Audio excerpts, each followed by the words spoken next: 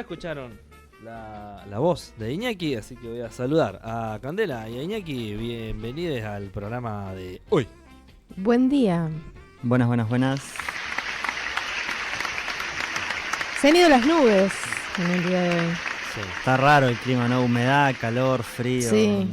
lluvia. Pero bueno, ahora está Quilombo. agradable. Que venga la tolerable. helada. No. ¿Por qué? Porque es un ciclo natural que tiene que pasar en el momento. No. Y Fea bueno, helada. estaría bueno que, para muchas razones, que no haya helada, es verdad. Para Yo me lo acuerdo- único que es buena la helada es para quedarse en la cama. Cuando a las verduras no les gusta ¿Puedes? la helada. No, olvídate. Cuando Yo llega la soy helada como una negra ahí. lechuga, me pone una helada y... No. Chao. Palma. Hay que sembrar ajo, cebolla, que aguanta mal helada. Que vamos a vivir comiendo ajo y cebolla, ¿no? En cualquier momento, Bueno, pero en si relación... sigue la guerra así, Bueno, ahí va, me Pero hizo el pie la Ahí está. compañera. las legumbres, por ejemplo, ¿no se la bancan también? Pero, y la legumbre, y qué sé yo, la arveja es más de invierno, pero si viene helada fuerte, no hay. Cagó todo. Claro. Helado. Eh. Helado como el corazón de los diputados que que quieren votar el cambio de la ley de los Los glaciares. paisas de antes, cuando no había malla antihelada, ni pau pau, ni nada de eso, se despertaban literal 4 de la mañana todos los días a prender un fueguito abajo de cada frutal, cerca de las huertas, para que eso contrarreste el efecto de la helada. Y funcionaba, era efectivo, pero bueno, había que levantarse todos los días a las 4 de la mañana. Mirá. Ahora el señor plástico ha resuelto eso y ha generado otros problemas, ¿no? Porque el señor plástico está vinculado al petróleo, Claro. a Trump se le ocurre pelearse con los iraníes, Claro. cierran el estrecho de Hormuz, entonces se arma un tremendo quilombo mundial. Y mientras nuestro salario no aumenta, el petróleo sí. Se habrán dado cuenta de que otra vez nos mintieron y nos hicieron creer que la inflación estaba controlada Ah, y era mentira. ¿cómo Porque que uno va a mentira? la estación de servicio y no solo a la estación. A cualquier lugar que uno va, las cosas están aumentando. Pero bueno, hoy vamos a hablar justamente Sí. de la relación, de la guerra, como diría Bifo Berardi, un amigo nuestro de Europa. Si quieren, analiza y nota a pie mucho sobre el tema de esto que lamentablemente pasó en Santa Fe, en la escuela, donde hubo ese asesinato. Ya todos saben, creo, de qué estoy hablando. Eso Sí. viene pasando mucho, hace mucho tiempo en Estados Unidos. Bueno, este tipo analiza muchas cosas, pero analiza cómo este sistema, con todo lo que viene pasando ahora con las nuevas tecnologías, las redes, cómo nos van fritando el cerebro, los videojuegos, bla, bla, bla, cómo eso, entre otras muchas cosas, termina generando consecuencias como esa. Bueno, digo, si alguien quiere profundizar en esto que pasó en Santa Fe con una mirada más global, más amplia, puede escuchar a Bifo Berardi, que como es medio tano, en lugar de guerra dice guerra. Y el título de esta columna es La guerra en Medio Oriente y el impacto en la suba de precios para el campo. De eso vamos a hablar. Ahora van a ver que está muy vinculado a la producción convencional en el campo, que es la que siempre criticamos, y esto nos va a dar una vez más la razón de por qué no está bueno depender tanto de insumos externos. O sea, uno en el campo o puede lograr tecnologías de proceso en donde lo mismo que pasa ahí resuelve lo que pasa ahí, así hablando muy, muy abstracto y muy en criollo, o puede generar una dependencia muy grande de insumos externos, de fertilizantes, químicos, etcétera, etcétera. Y todo eso, o sea, ustedes piensen que cada campo necesita, en un modelo convencional, fertilizantes, por ejemplo, ¿no? Químicos. Eso, además de que el fertilizante en sí mismo requiere todo un proceso extractivista, etcétera, etcétera, para traer ese fertilizante de los países donde se producen hasta Argentina, estamos hablando de una huella de carbono tremenda, de millones de dólares, de mucho petróleo para mover todo eso por los distintos lugares del planeta, ¿no? Entonces, la guerra que se libró ahí en Medio Oriente está impactando en muchísimas cosas. Hoy en particular vamos a hablar de cómo afecta al campo argentino. Insistimos, un campo que en general, en su inmensa mayoría, está basado en el agronegocio y en la dependencia de esos insumos, ¿no? Por eso también vamos a repasar un poquito ahí la conveniencia de la agroecología también en este punto, ¿no? Entonces, decimos lo siguiente. Aunque la agricultura ecológica evite los fertilizantes químicos, la convencional importa insumos sintéticos derivados de los hidrocarburos que pondrán en jaque la próxima siembra. El crudo y los costos asociados se disparan a raíz de la guerra en desarrollo. Los productores agroecológicos tienen como premisa no usar insumos químicos sintéticos en sus campos y, a diferencia de la producción agroecológica, los insumos químicos, sobre todo los de reconocidas marcas, son prohibitivos para los pequeños campesinos, fruticultores, huerteros, que por principio no suelen usarlos, algo que los más grandes, sobre todo los que se manejan de forma extensiva y convencional, ya tienen como un costo fijo de sus planteos productivos. Sin embargo, con el conflicto en Medio Oriente generalizado, todos están viendo cómo se disparan los precios. Ahí vayamos frenando para charlar, pero bueno, por eso arranqué la introducción. La idea básica es esa, ¿no? Que se entienda cómo el campo argentino está atado de pies y manos y depende muchísimo de los fertilizantes que traemos de afuera, y todo eso a su vez está atado al petróleo. Sobre todo el origen del fertilizante que fue para una guerra.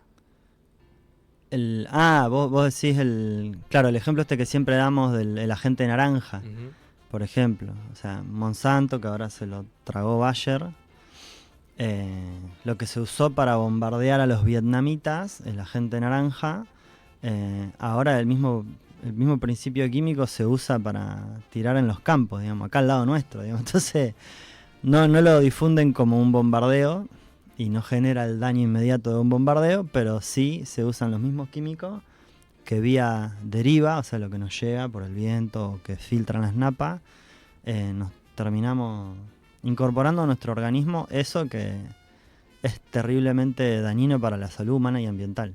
Algo que se inventó para la muerte sigue siendo para la muerte. Sin duda. El otro día leíamos, curioso, porque era un ex dueño de un frigorífico muy grande, de una cadena de frigoríficos en Argentina. Yo no sé si está por despechado o por qué, pero salió con todo a darle con un caño a los agrotóxicos. Y una de las cosas que decía es que no reaccionamos porque no sabemos que nos están golpeando, ¿no? Como no sale por la prensa todos los días la relación entre los agrotóxicos y el daño a la salud humana. No, y las veces que lo ha hecho ha sido rápidamente silenciado. Sí. Porque ha habido algunos intentos. De que nos hemos encargado una y otra vez de desilenciarlo. Siempre lo vuelven a silenciar. Entonces, bueno, primer tarea es visibilizar eso para saber que realmente si hay un aumento de las enfermedades crónicas, no es casual, digamos. Eso tiene explicaciones. Una de ellas, si no la principal, es ser el país que más glifosato por hectárea. Glifosato es uno, ¿no? Hay un montón de agroquímicos. Por hectárea o por habitante, depende cómo hagamos el cálculo, se usa. O sea, es el país que más fumiga en relación a la cantidad de habitantes y la cantidad de tierra, digamos. Bueno, seguimos. La urea, que ahí hablábamos en off, después googleenlo si quieren más información, pero eso, que es un fertilizante nitrogenado más difundido. Ahora vamos a ver, pero se gastan millones y millones en ese producto malo. Y la vaca mea urea, sí, vamos a decirlo muy en criollo para que se entienda.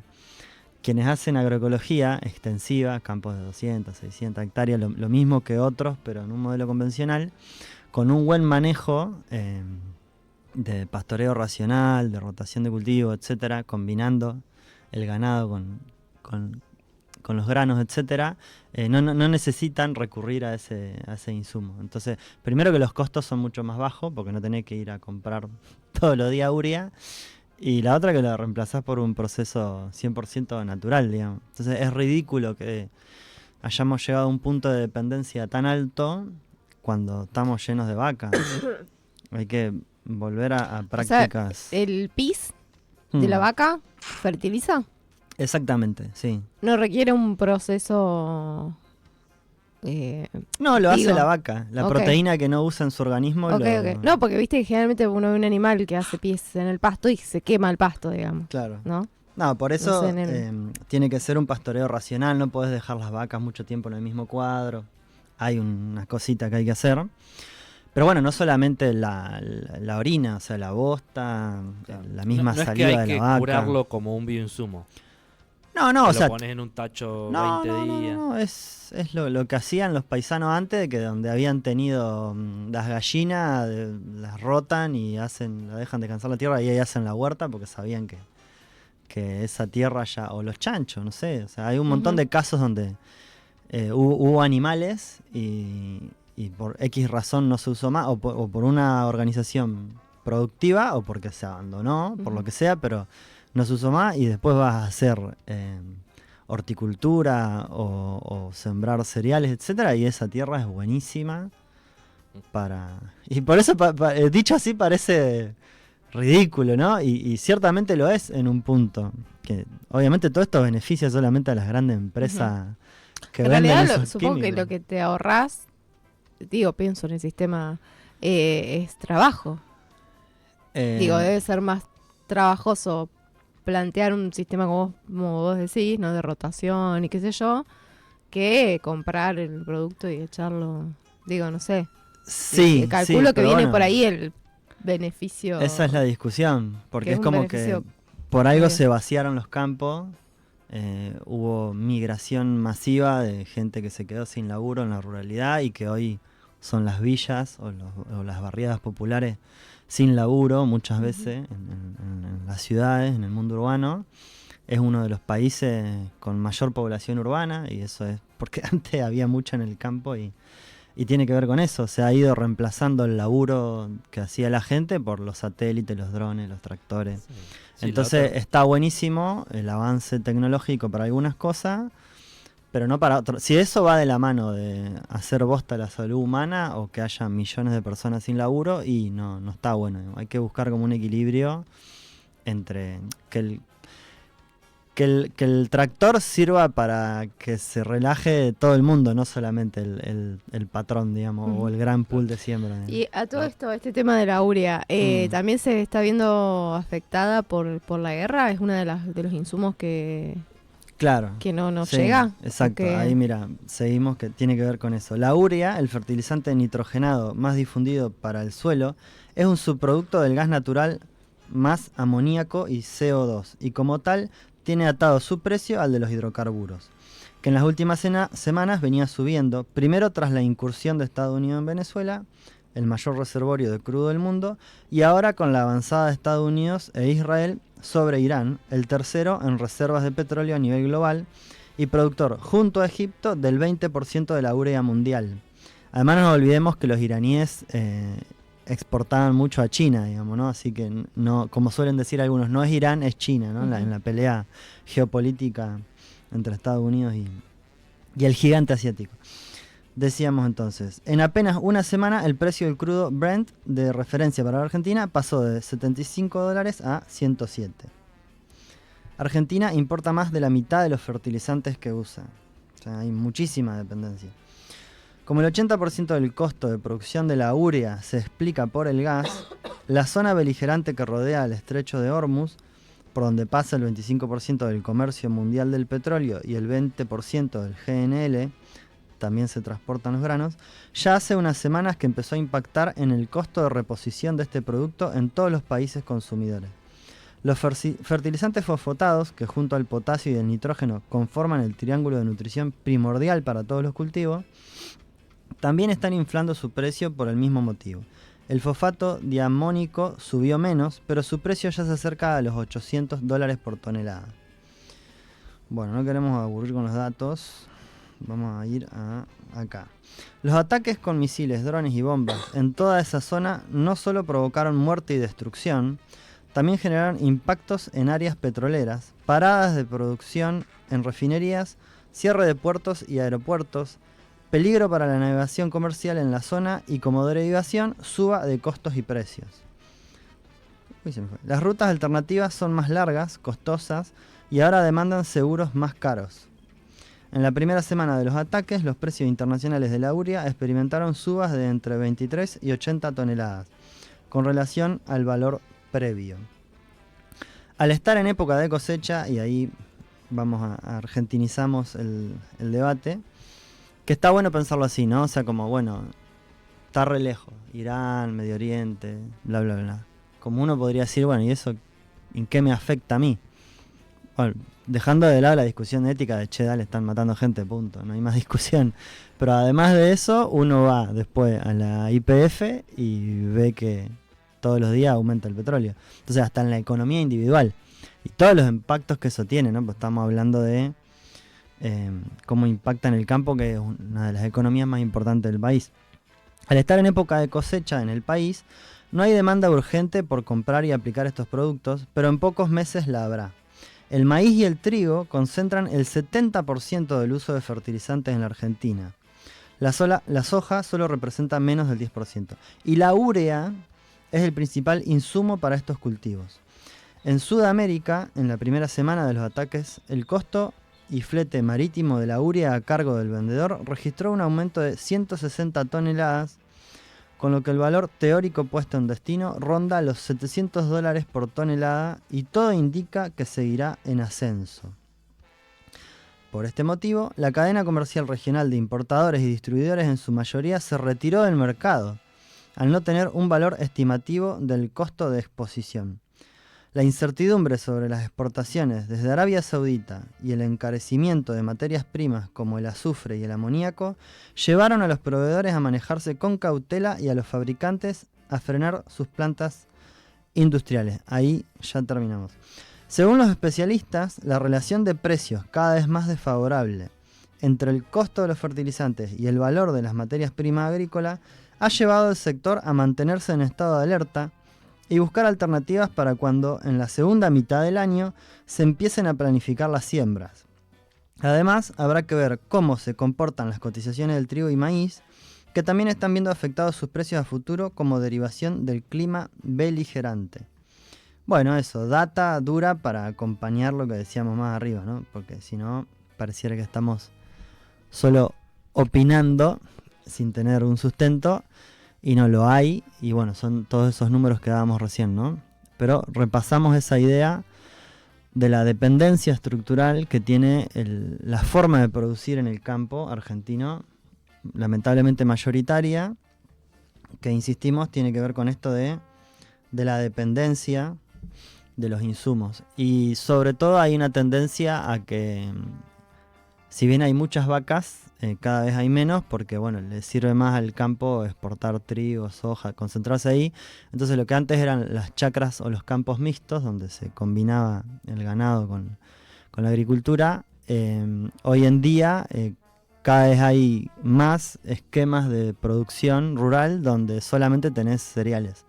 Entonces tenés que reemplazar lo que antes hacía la vaca por insumos químicos, claro. Digamos. O sea, tenés que pagar lo que antes tenías ahí caminando, cagando y meando, hablando en criollo. Claro. Sí, eso de trasladar, ¿no? Trasladan a un cuadro, digamos, que coman acá, postean ahí, como que fertilizan, lo movés para el otro lado. Claro. Ese proceso desaparece. Es tan simple y tan complejo, ¿no? Porque hay que estar ahí en el campo y hacerlo. Pero son tantos los beneficios que vamos a ver si por la parte que les importa, que es la del bolsillo, se terminan dando cuenta de que tienen que dejar de depender. Es igual tremendo cómo el sistema está tan armado herméticamente que en lugar de buscar una salida por afuera de ese sistema y empezar a crear otro, aunque sea gradualmente, siempre le buscan la vuelta para profundizar más dentro de la misma lógica, ¿no? Entonces, cada vez aplican más químicos, cada vez generan más dependencia y va a llegar un punto en el que va a ser insostenible, que de hecho es lo que está pasando. O sea, cada vez los costos en la producción aumentan y la tasa de ganancia disminuye, digamos, se van achicando cada vez más los márgenes. Eso está haciendo que o como no ven otra salida, terminan dejando las producciones, o los que pueden migran a otro tipo de producción, o bueno, si no está eso, la agroecología, que es lo que insistimos nosotros. Bueno, no hay que dejar de producir, hay que producir de otra manera. ¿Cuánto de esa lógica ideológica tiene que ver con la concentración de la tierra? Un montón. Y sí, porque en general los que... Por eso hoy decíamos que es un modelo que está como muy cerrado sobre sí mismo, ¿no? Y las grandes exportadoras, o los que más exportan son los que más tierra tienen, digamos, hablando así. Claro. También en criollo, ¿no? Se produce para... Los que van abandonando, Sí. los que van abandonando los campos, esos campos que quedan abandonados, se los van comprando o alquilando los grandes pools de siembra, y cada vez hay más tierra concentrada y cada vez hay menos pequeños productores sin tierra. O sea, es todo un modelo que está muy... Claro. La extranjerización de la tierra también. ¿Se produce para humanos?